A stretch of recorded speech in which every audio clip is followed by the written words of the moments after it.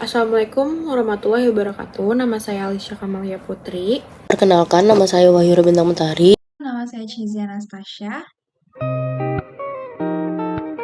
Oke, jadi kali ini aku bakal jelasin asal-usulnya Ternate.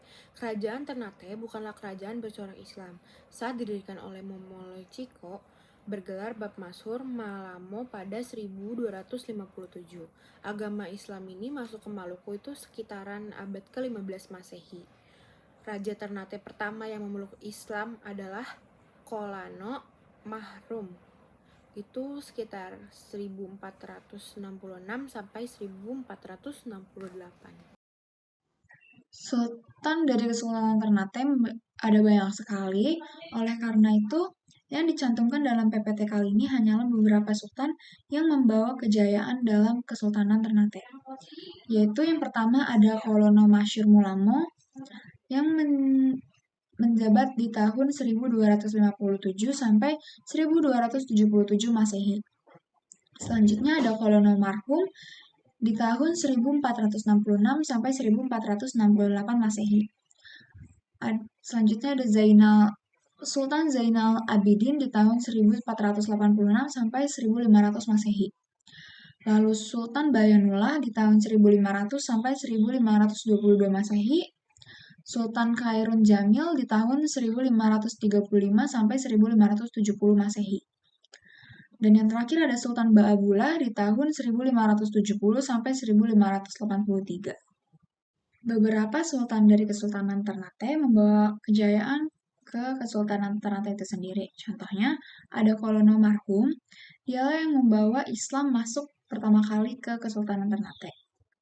Lalu selanjutnya ada Zainal Abidin, dialah yang mengganti gelar Kolono menjadi Sultan. Jadi gelar seorang pemimpin di Kesultanan Ternate dulu bukan Sultan tapi Kolono.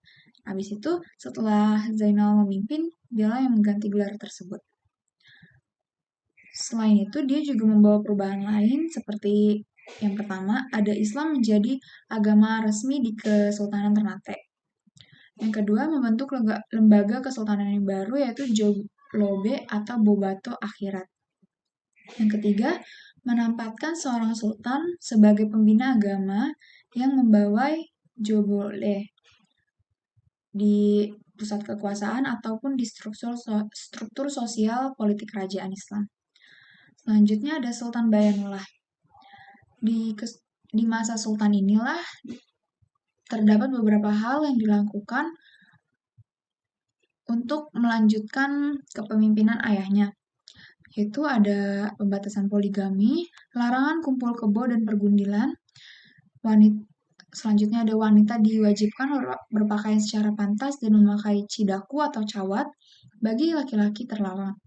Selain itu, Sultan Bayanullah juga menerapkan hukum perkawinan Islam, meringankan biasa dalam perkawinan dan mensyaratkan bobato harus beragama Islam. Juga di masa Sultan inilah bangsa Portugis masuk untuk pertama kalinya dan menginjakan kaki di kawasan Maluku. Selanjutnya ada Khairun Jamil. Setelah bangsa Portugis masuk di masa Kesultanan Bayanullah, Portugis akhirnya membuat kekacauan di Kesultanan Ternate.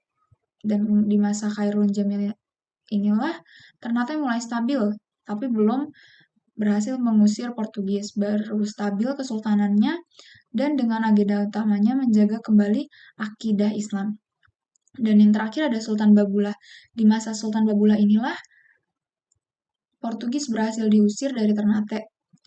Bukan hanya itu, dia juga membawa Kesultanan Ternate pada masa keemasannya dengan memperluas wilayah kekuasaannya pada waktu itu. Selanjutnya ada keruntuhan dari Kesultanan Ternate. Itu ada 3, yaitu kedatangan Portugis, Sultan Ba'abullah meninggal, dan membuat kontrak dengan VOC. Kedatangan Portugis masuk ke dalam keruntuhan karena Portugis yang awalnya hanya ingin datang untuk menjelajahi Maluku, akhirnya malah berusaha menguasai Maluku, termasuk dengan Kesultanan Ternate ini sendiri. Dia berusaha menguasai Kesultanan Ternate dengan menyatakan perang ataupun dengan apapun itu yang berhasil memporak-porandakan Kesultanan Ternate. Selanjutnya, Sultan Bahabullah meninggal. Masa kejayaan Kesultanan Ternate ada di masa Sultan Bahabullah.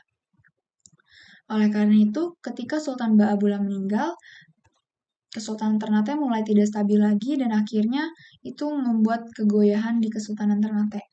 Dan terakhir, karena Sultan Bahabullah meninggal, akhirnya Portugis berusaha memasuki Ternate lagi, dan untuk mencegah hal itu, Sultan selanjutnya membuat kontrak dengan VOC yang berharap bahwa VOC akan berhasil untuk mengeluarkan secara utuh Portugis dari Kesultanan Ternate. Tapi pada akhirnya VOC atau Belanda malah berhasil menguasai Kesultanan Ternate dengan mengkhianati Kesultanan Ternate. Yang akhirnya itulah yang menjadi keruntuhan dari Kesultanan Ternate itu sendiri.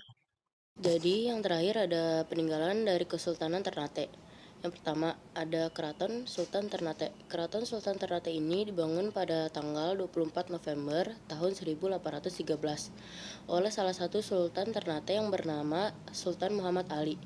Terletak di Sowasio, Kecamatan Kota Ternate Utara, Kota Ternate, Maluku Utara. Yang kedua ada Masjid Kesultanan Ternate. Masjid Kesultanan Ternate yang juga biasa disebut Sigi Lamo ini mulai dibangun sejak pemerintahan Sultan Ternate yang kedua, yaitu Sultan Zainal Abidin. Namun ada juga yang beranggapan bahwa pendirian Masjid Sultan baru yang dilakukan awal abad ke-17, yaitu sekitar tahun 1606 saat berkuasanya Sultan Saidi Barakati yang terletak di Sowasio, Kecamatan Kota Ternate Utara, Kota Ternate, Maluku Utara. Yang ketiga ada Benteng Teluko. Benteng Teluko adalah benteng peninggalan Spanyol yang berada di Kelurahan Sangaji, Kecamatan Ternate Utara, Kota Ternate, Maluku Utara, Indonesia. Benteng Teluko dibangun oleh seorang panglima Spanyol yang bernama Francisco de Ayala pada tahun 1522. Yang keempat ada makam Sultan Babuloh.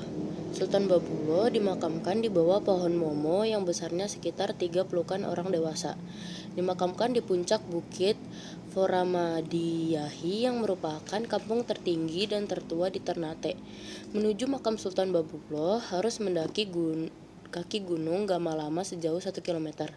Makam Sultan Babuloh seperti sebuah rumah sendirian di tengah hutan pohon pala. Beberapa makam ada di bagian hulunya. Makam Sultan Babuloh ini terletak di Ruak, Kecamatan Pulau Ternate, Kota Ternate, Maluku Utara. Oke, kali ini aku bakal bahas lagi asal-usulnya, tapi ini asal-usul dari Tidore. Jadi, Tidore itu berasal dari gabungan dua bahasa, yaitu bahasa Tidore dan bahasa Arab dialek Irak, yaitu To adore artinya aku telah sampai, dan bahasa Arab dialek Irak anta tadore yang berarti kamu datang. Kerajaan Tidore didirikan pada abad ke-11 oleh Muhammad Nakil atau juga bisa disebut dengan Syahjati. Sultan dari Kesultanan Tidore juga ada banyak sekali, oleh sebab itu yang dicantumkan pada presentasi kali ini hanyalah beberapa sultan yang membawa kejayaan atau yang terkenal di Kesultanan Tidore, yaitu ada Kolono Syahjati. Dia tidak diketahui menjabat pada tahun berapa, belum dipastikan. Lalu selanjutnya ada Sultan Syaifuddin di tahun 1657 sampai 1674 Masehi. Lalu Sultan Nuku di tahun 1797 sampai 1805. Dan yang terakhir ada Sultan Husain Shah sejak 2012. Itu adalah sultan terakhir sampai saat ini. Untuk kejayaan dari Kesultanan Tidore, ada 2 orang sultan yang berhasil membawa kejayaan pada kesultanan ini. Yaitu yang pertama ada Sultan Saifuddin yang berhasil membawa kemajuan atau kejayaan Tidore hingga disegani oleh kerajaan-kerajaan lain di Kepulauan Maluku. Selanjutnya ada di era kepemimpinan Sultan Nuku. Di masa inilah Kesultanan Tidore mencapai masa kejayaan yang tertinggi, yaitu karena Sultan Nuku berhasil memperluas wilayah Kesultanan Tidore sampai ke Papua bagian barat, Kepulauan Kei, Kepulauan Aru, bahkan sampai Kepulauan Pasifik. Sejarah hidup Kesultanan Nuku itu sangat heroik karena dia berhasil berulang kali mengalahkan VOC atau Belanda, dan Sultan Nuku tidak pernah kalah saat berperang. Oleh sebab itu dia mendapat gelar Kaicil Paparangan yang berarti Raja Perang.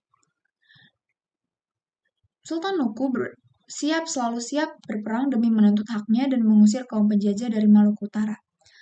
Selain itu, Sultan Nuku juga berhasil menyatukan Ternate dan Tidore untuk menghadapi penjajah Belanda yang dibantu Inggris. Kegemilangan mengusir bangsa asing membuat Kesultanan Tidore mencapai kemajuan dengan pesat. Setelah meninggalnya Sultan Nuku, keruntuhan di Kesultanan Tidore mulai muncul karena Belanda berusaha kembali mengincar Tidore dan juga diperparah dengan banyaknya polemik internal yang membuat Kesultanan Tidore akhirnya jatuh dalam penguasaan Belanda. Yang terakhir yaitu Kesultanan Tidore itu juga mempunyai peninggalan, yaitu yang pertama ada Kadato Kie atau Istana Kie, juga disebut Kedaton Tidore, adalah istana tempat bersemayamnya Sultan dari Kesultanan Tidore. Mulai dibangun pada tahun 1657, yang dibangun oleh Sultan Saifuddin atau Kaicil Golovino. Istana ini terletak di Kelurahan Sowasio, Kecamatan Tidore, Kota Tidore, Kepulauan. Nah, yang kedua itu ada Benteng Tore dan Tahula. Jadi yang pertama itu aku bakalan jelasin Benteng Tore dulu. Benteng Tore terletak di Sowasio, Kota Tidore, Kepulauan Provinsi Maluku Utara. Benteng ini dibangun pada tahun 1578 oleh Portugis atas perintah Sancho de Vasconcelos yang mendapat izin dari Sultan Gapi Baguna pada tanggal 6 Januari 1578. Nah, yang selanjutnya itu ada Benteng Tahula. Benteng Tahula adalah salah satu benteng buatan Spanyol yang berdiri di Pulau Tidore. Letak tepatnya adalah di Desa Sowasio, tidak jauh dari Kedaton Tidore dan pusat kota.